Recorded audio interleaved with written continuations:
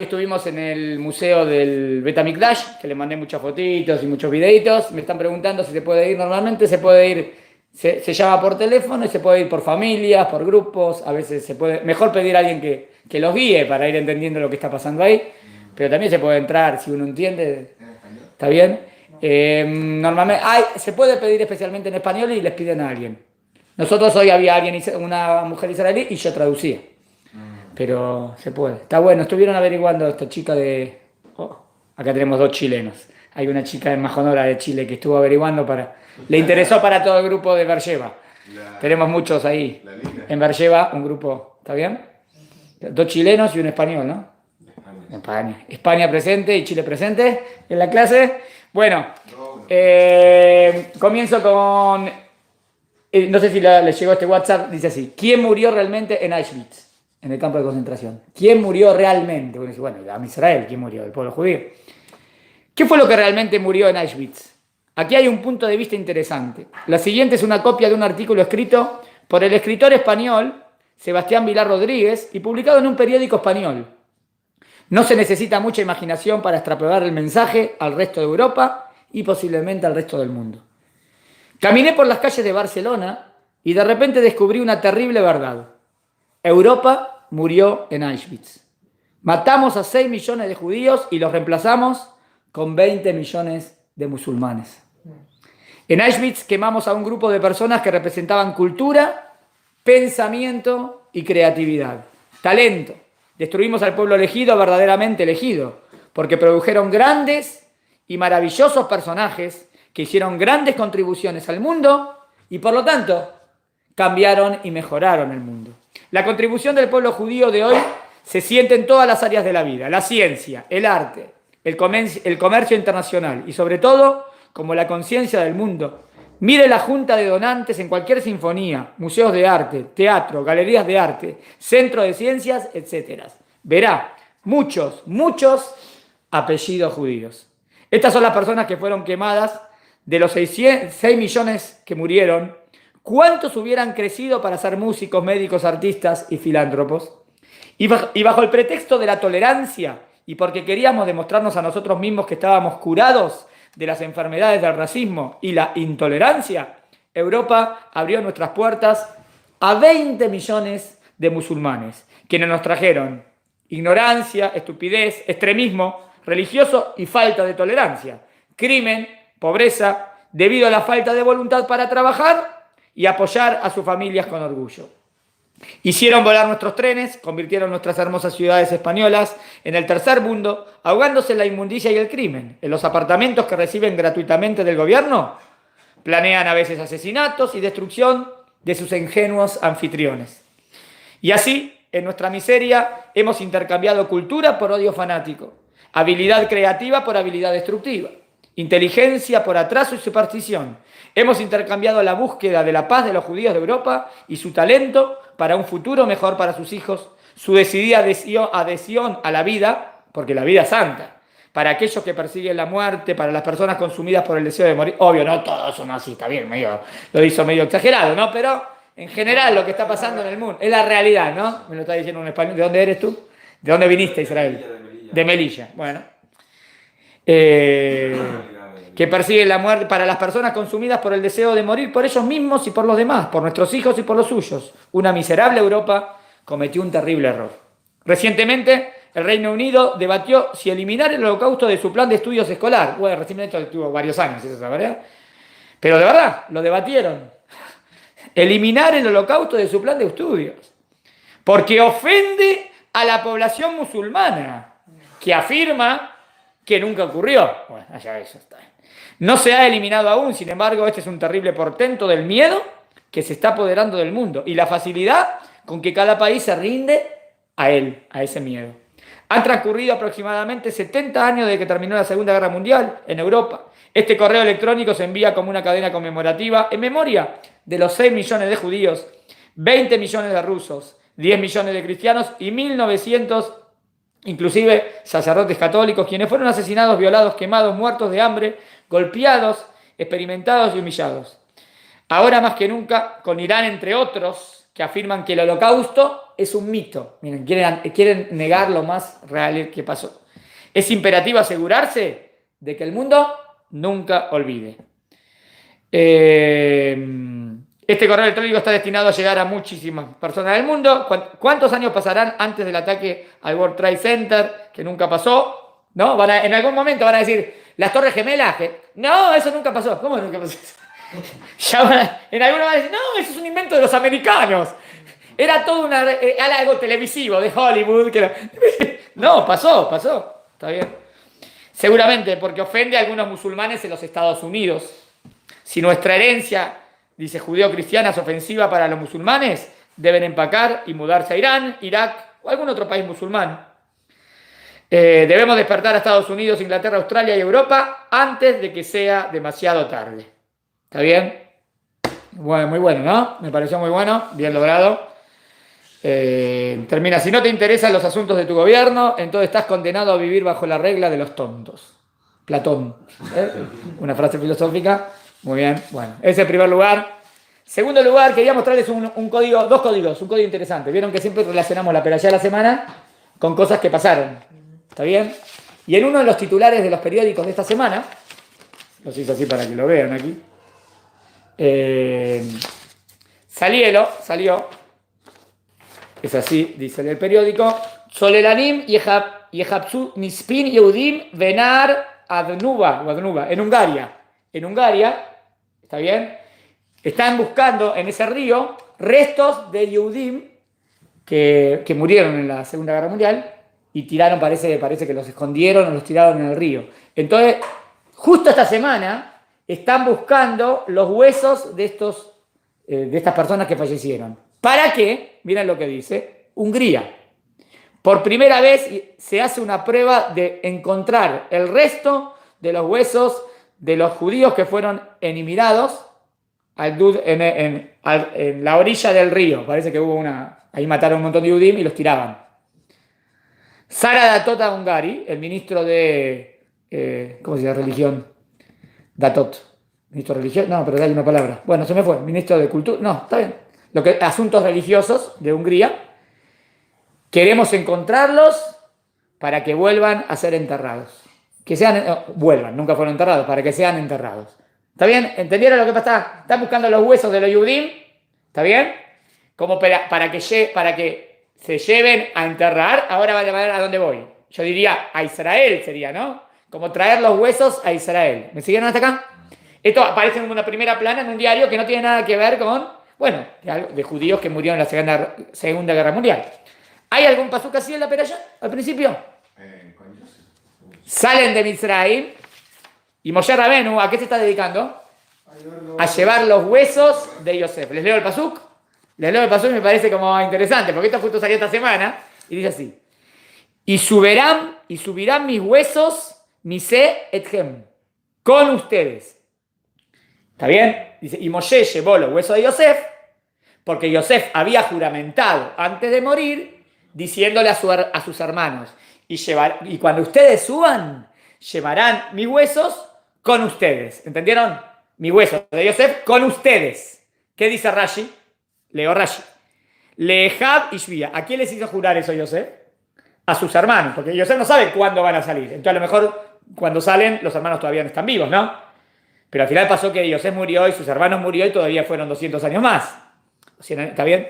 La Madnu, de aquí aprendemos, Sheaf Atzmot, que también los huesos de las tribus, o sea, los huesos de Binyamin, los huesos de Zebulún, o sea, ¿dónde fueron enterrados los hermanos de Yosef? Las 12 tribus. También los huesos de ellos subieron con los huesos de Yosef. ¿De qué palabra se aprende? De la palabra etchem. Etchem es con ustedes. Entonces Rashi dice, ¿por qué dijo con ustedes? Porque entonces, al fin y al cabo no llevaron solamente los huesos de Yosef. También llevaron ustedes con los huesos de los hermanos. ¿Está bien? Entonces en otra palabra, Am Israel está llevando los huesos de todas las tribus, de las 12 hijos de Jacob, a ser enterrados en Israel. ¿Está bien? Ahora sale este titular en esta semana que de repente empiezan a buscar los huesos de los Yudim para que sean enterrados en su lugar. Le preguntan por qué. Queremos que tengan su lugar de sepultura correcto, como es. como debe ser. En Israel deben ser sepultados estas personas. Y sale justo esta semana que está hablando de los huesos de las 12 tribus. ¿Quién venera 12 tribus? Todo Israel. ¿Entendieron el codiguito? Interesante, ¿no? El otro día también vimos otro del periódico. Siempre si encontramos algo que pasa en la semana que tiene que ver con esto.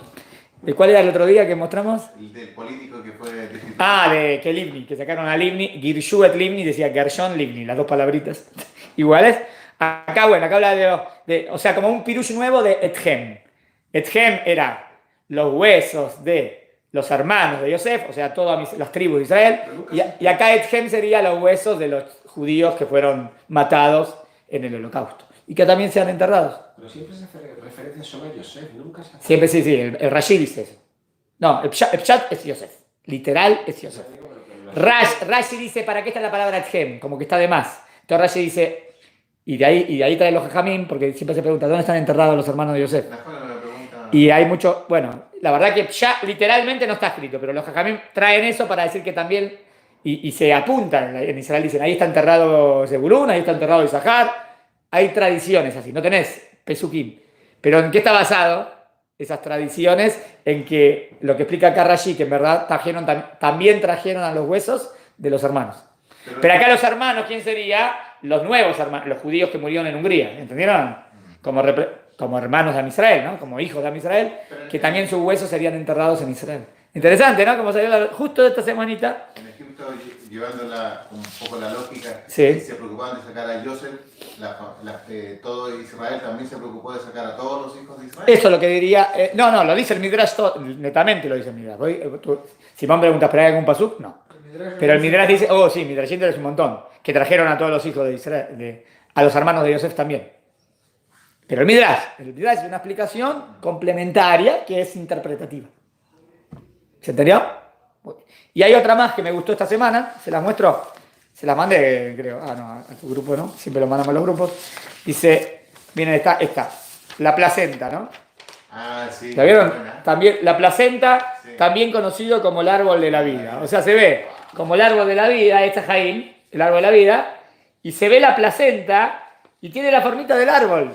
La placenta, gracias a la placenta puede vivir el niño, ¿no? No sé si lo pueden ver ahí. Ahora les muestro la hojita. Ahí se ve. Pueden verla si quieren. Le leo, miren lo que dice, le leo. Definición de placenta. La placenta es un órgano que se desarrolla en el útero durante el embarazo. ¿Cuál es el objetivo de la placenta? Esta estructura brinda oxígeno y nutrientes al bebé en crecimiento y elimina los residuos de la sangre del bebé. La placenta es lo que salva la vida del bebé, lo protege. La placenta se une a la pared del útero y de este surge el cordón umbilical del bebé. Y es interesante que tiene la misma formita del árbol de la vida, porque es lo que le da la vida. También me pareció interesante, ¿no? Eso quería mostrarles. Muy bien. Mostré todo lo que quería. Había uno más, pero después. Y ahora algo de la peralla. Una de las preguntas de Shimon aquí me dice, buena pregunta, cantan todos agradeciendo a Kadosh Baruj Hu. Y al final dice que Miriam como que saca a las mujeres. ¿Y cómo dice el pasuk? Lee. Batán Lahem Miriam. Batán Lahem Miriam. Y le dijo Miriam Lahem. Yo diríamos a ellas, porque Miriam está hablando de las mujeres. Pero Shimon pregunta por qué dice Lahem. Lahem sería en masculino. Esa es la pregunta. Entonces, buena pregunta. Si Miriam le está hablando a las mujeres, ¿por qué dice Lahem? Para investigar. Tiré la pregunta para investigar. Yo, habría que profundizar. Me parece, en simple, sin tanta filosofía, me parece que la Torá también va a utilizar la em indistintamente, también para hombre y para mujer. O sea, es verdad que en Ulpan, en hebreo decimos, si es mujer, en, si es hombre, es em, ¿no? En hebreo moderno. Pero habría que... Esperen que lo saco, porque si no, me va a llamar de... Siempre me olvido, no molestar. Bueno. Entonces puede ser que la em, sería una respuesta simple, ¿no? No, le está hablando a las mujeres y se dice la em, y la em en hebreo en la Torá, en hebreo antiguo también se puede decir para mujeres. Otra posibilidad es que ella se la estaría diciendo a todos. Nada más que eso iría en contra de la explicación que ella le está hablando a las mujeres. O sea, como que ella, como es líder, así como Moshe Rabenu, pero es la líder de las mujeres, pero de repente dicen, claro, a lo mejor está diciendo, como dijo mi hermano, sigan cantando, digamos, el hermano, el que maneja Moshe, ¿no? Pero Odula Hashem quitó que no, sigan cantando, Hashem, No hay como Kadosh Baruj Hu, y como que Dios también, y le está hablando a todos. Nada más que no sería la clásica interpretación de que Miriam le está hablando a las mujeres, porque ahora estoy diciendo que Miriam le está hablando a todos. Porque dice la em, eso sí, y la em incluiría hombres y mujeres. Si yo digo hombres y mujeres, no voy a decir la em, voy a decir la em, porque normalmente hombres y mujeres se pone como masculino. Entonces, tarea para nosotros, ver si en el Tanaj, en concordancia, podemos meter en concordancia, buscamos la palabra em o la em o algo así, y ver otro contexto. Y si ahí encuentro 3 o 4 que hablan mujeres y eso, entonces digo como te dije la primera. Si no, bueno, ¿está bien? Sí. Muy bien. ¿Está bien hasta acá? Bueno, hicimos la pregunta y ahora le dedico... Termina la Shirá.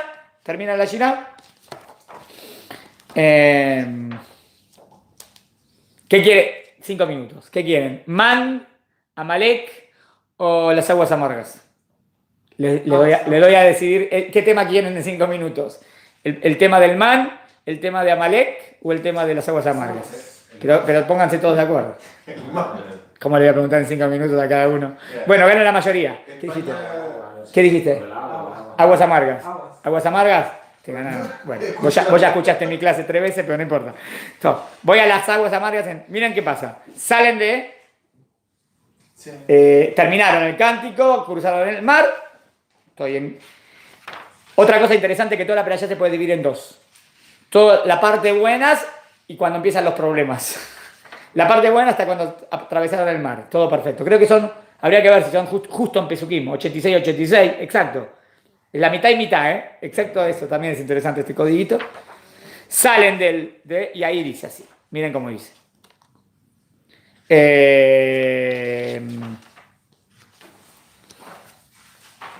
Baizá Moshe et Israel mi Yam Suf. Y Moshe lleva a Israel saliendo del Yam Suf. Dijimos Yam Suf, hay que ver si traducimos Mar Rojo o Mar de los Juncos. Vayetzeu el Midbar Shur. Van al desierto de Shur. Otro nombre, tiene el desierto de Shur. Todavía no es desierto del Sinai. Debe ser antes. Vayelehu Shloshet Yamim. 3 días. Bamidbar. Veló Matzumam. Y no encontraron agua. 3 días y no encontraron agua. No están perdidos. Porque los está dirigiendo a Kadosh Baruj Hu con la columna de nubes y la columna de fuego. Vayabou Marata. Y llegan a Marata. ¿Saben por qué se llama Marata? Mar. Ahora van a ver. Marata viene de mar. Mar significa amargo. Veló Yachlu Lishtot Maim. No pudieron tomar agua. Kimará. Mimará, Kimarim, utilizó 3 veces la palabra para Marata, Mará, Marim. ¿Vieron? Interesante, ¿no? Interesante que Miriam tiene las mismas letras, pero habría que ver qué jueguito de letras hay acá. Mimará. No pudieron tomar las aguas porque amargas eran. Alken, Karashema, Mará. Miren, 4 veces en el versículo se repitió. Interesante, ¿no? Dice, Marata, Mará, Marim, Mará. No pudieron tomar agua, pero ¿por qué Dios los lleva a un lugar con aguas amargas? Bailuno ama al Moshe Belemor, maniste. Y le dijeron a Moshe, ¿qué hacemos ahora? ¿Y ahora qué tomamos? Se quejan a Moshe. ¿A quién tienen que pedir? A Hashem. Entonces Moshe los alecciona. Baitzak el Hashem. Y Moshe pide a Hashem. Moshe les está enseñando a ellos, tienen que pedir a Hashem, no a mí. Bayoreu Hashemetz. Y Dios le muestra un árbol. Recién hablábamos del árbol de la vida, ¿no? De la placenta. Vayashleje la Maim. Dios le muestra, agarrá ese tronco, lo tiró al agua y endulzó el agua. Magia. Ocus pocus. Abracadabra, ¿qué es esto? El tronco endulza las aguas. ¿Qué tiene? Una proteína que endulza el agua. A mí me parece que acá también hay un mensaje simbólico. Oiga, el que está haciendo todo es Dios. El milagro viene de Dios. Pero ¿por qué quiso endulzar aguas amargas con un árbol? Baimteku Amaim Sham. ¿Y qué pasó en ese lugar? Sham Sam lo Hok u Mishpat. Y en ese lugar les enseñó a Israel el Hok y el Mishpat. ¿Qué Hok y qué Mishpat? Hok y Mishpat es una palabra de Torah, de Mitzvot. O sea, ¿les enseñó Mitzvot ahí? La pregunta es, ¿les enseñó Mitzvot o les enseñó alguna regla que tiene que ver con las Mitzvot? ¿Entendieron? A mí me parece por el contexto, porque ahora todavía no empezó las Mitzvot, que es la regla que te enseña las Mitzvot. ¿Qué es? Besham Nisau, hay 2 temas. Una cosa que te enseñó algo, Besham Nisau, y allí los probó. Bueno, expliquemos por qué allí los probó. Sí, los probó. ¿Por qué? No hay agua, el agua es amarga, entonces Dios los está probando. A ver qué hacen ahora. O se quejan, o tienen emuná, o piden a Hashem, ¿no?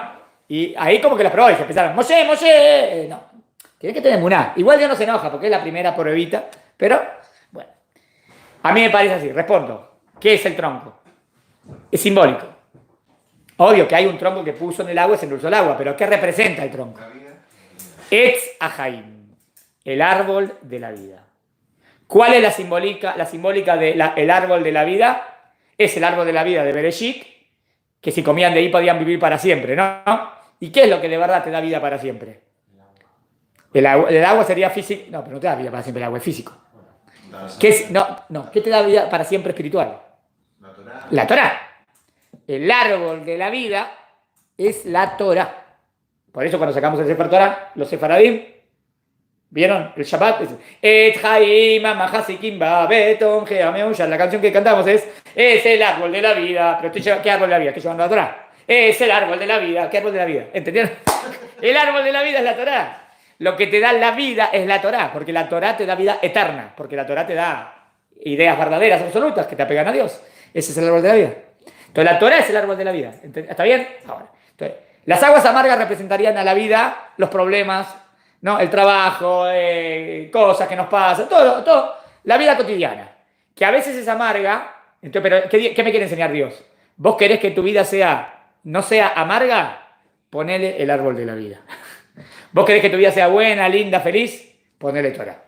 ¿Vas a ir con Torah y con Mitzvot? Vas a tener una vida, de verdad, con contenido, con sentido. ¿No le vas a poner Torah y no le vas a poner Mitzvot? Entonces, o sea, vas a buscar solamente lo material y puede ser que sean amargas. ¿Por qué? Porque uno, quiere dos, quiere cuatro y nunca está satisfecho. Entonces, si solamente puede haber que busque una vida material y justo me fue todo bien, pero en general, al querer más, tanto, y normalmente una persona no tener tanto, nos vamos de la vida con la mitad de lo que queremos conseguir, entonces vas a estar amargado, pero no vas a estar conforme. Pero si, como te enseñan los jajamim, estás contento con lo que tenés, es la vida del ser, no la vida del tener, contenido, entonces simbólicamente quiso decir, yo te llevé a un lugar a propósito ahí, para probar, pero te quiero enseñar un mensaje. El mensaje es que metele Torah y metele Mitzvot a la vida. Por eso dice, ahí te enseñé Jok Umishpat. Ahora, yo pienso que ahí Jok Umishpat, puedo decir que le enseñó algunos Jukim, un Mishpatín específicos. A mí me parece que le enseñó cómo funcionan los Jukim Mishpatín. Cómo funcionan los Jukim Mishpatín de la Torah. Que si vos vas en el camino de esos Mishpatín y de esos Jukim, endulzás tu vida. Porque te dan reglas, porque te ponen límites por tu bien, porque es lo mejor. Entonces ahí les enseñó el sentido de la vida. ¿Se entendió? Entonces el árbol de la vida es el mismo, es el tronco. Las aguas amargas sería la vida amarga cuando solamente los problemas o buscamos lo material y nunca estamos contentos con lo que tenemos, entonces es amargo. Pero si vos lo endulzás con Torah y Mitzvot, va todo bien. ¿Está bien? Y quería decir algo más. Bueno, termino con esto, que lo escuché un talmín y me pareció perfecto. Al final de todo viene lo de Amalek, ¿no? Enseguida, ¿cuándo viene Amalek? Cuando Israel duda. ¿Y dónde está Dios? Preguntan. ¿Y dónde está Dios? Ah, ¿dónde está Dios? ¡Tac! Dios te manda Amalek. Dicen, la palabra Amalek suma lo mismo que Safek. ¿Está bien? Sí. Amalek suma lo mismo que Safek. ¿Cuánto es exacto? 80,